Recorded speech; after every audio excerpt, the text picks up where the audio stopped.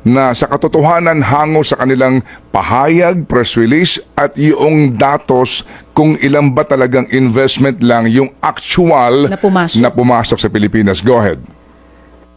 Yes, actually ang tinitingnan ko dyan, Sir Ted, ay yung datos ng Bangko Sentral ng Pilipinas. Kasi sila ay nangangalap ng mga datos tungkol sa foreign direct investments at base sa pinakabagong datos nila as of September last year, mula January hanggang September ng 2022, at 1 year after no, so 2023, ay in fact bumagsak yung foreign direct investments na pumasok sa Pilipinas ng 16%.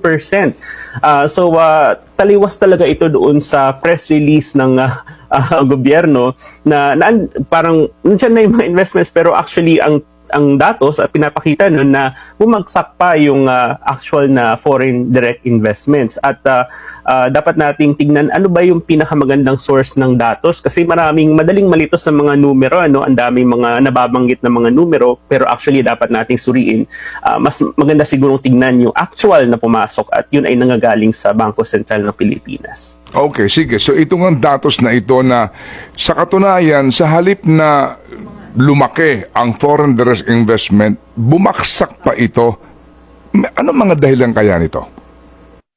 Yes, actually meron pong breakdown yung datos mula sa Bangko Sentral ng Pilipinas at isa sa pinakamalaking bahagi ng foreign direct investments ay yung pagbili ng mga foreign companies sa shares ng mga kumpanya dito sa Pilipinas or tinatawag na investment placements. At in fact, sa nakalipas na taon ay mas malaki pa yung lumabas na investments or placements kaysa doon sa pumasok. At yun ay malaking bahagi na ng foreign direct investments.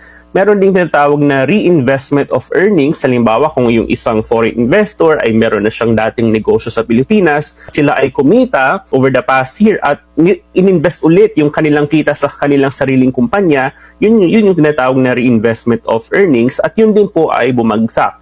And then finally, meron din yung tinatawag na net debt instruments or utang. Halimbawa, kung yung isang foreign investor, meron na siyang kumpanya dito or meron na siyang stake dito sa Pilipinas at siya'y umutang para i-invest ulit dito sa Pilipinas, kabilang din yun sa foreign direct investments at yun din ay kumunti din yung umuutang para doon. So sa lahat ng tatlong kategorya na yun ng foreign direct investments ayon sa datos ng Bangko Sentral ay bumagsak mula po noong 2022 hanggang 2023.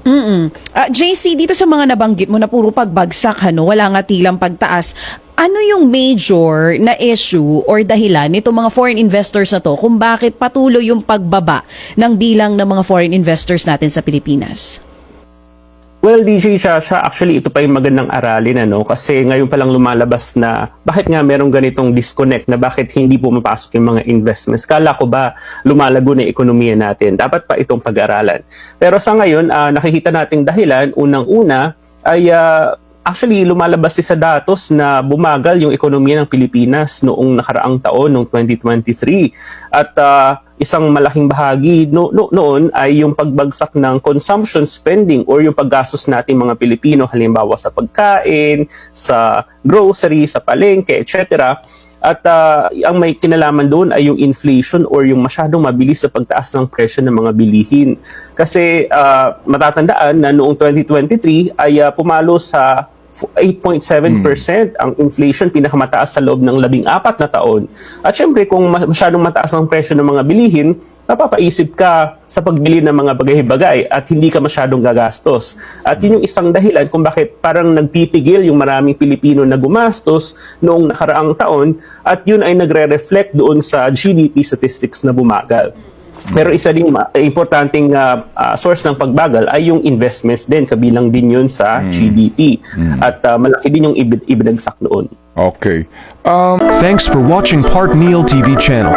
Please subscribe my YouTube channel. Follow, like, comment, and share.